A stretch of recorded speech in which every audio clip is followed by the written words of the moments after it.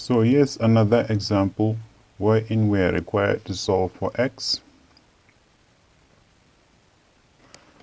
So for us to simplify this equation or to find the value of x, first of all we are going to apply the product of powers rule. So the product of powers rule states that if we are adding or multiplying the same bases with exponents, let's say this one is a to the power of m multiplied by a to the power of n, then we have to add their exponents. So it's the same as a to the power of m plus n. So if we go back to our original equation, we have got this expression which says 3 to the power of x plus 1. And as you can see, in relation to this power of exponent rule, it is in this form, a to the power of m plus n, wherein we can relate x with m and n with 1.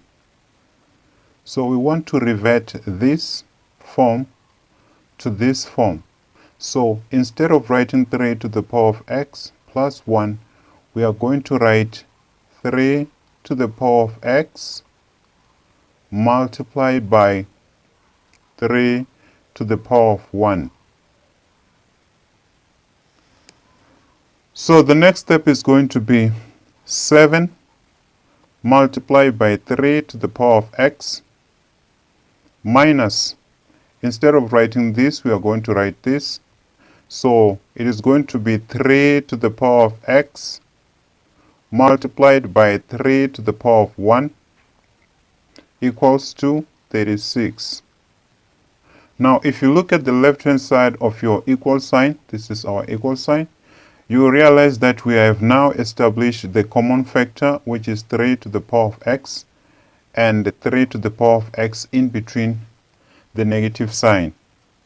So we are just going to write that as a common factor, which we are going to write 3 to the power of x as common factor, and then into brackets.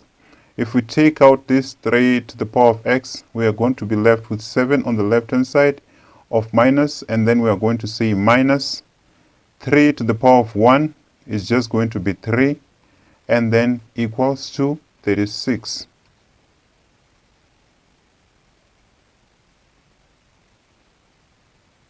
So the next step will be to simplify what we have in the brackets. So 7 minus 3, it is just going to give us 4, and then we're going to have 3 to the power of x into 4 is equals to 36. But on the left hand side, we would want to have 3 to the power of x only. So we are going to get rid of 4 by dividing this expression by 4 and also dividing the right hand side by 4, since whatever we do on the right hand side we must also do on the left hand side. So this 4 and this 4 are going to cancel each other out. So we are going to be left with 3 to the power of x equals to 36 divided by 4, it is going to be 9.